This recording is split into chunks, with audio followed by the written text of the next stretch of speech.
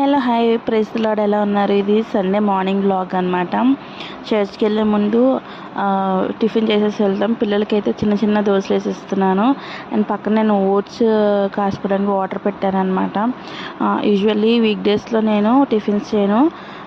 మామూలుగా అయినా నేను ఓట్స్ ఎక్కువ ప్రిఫర్ చేస్తాను.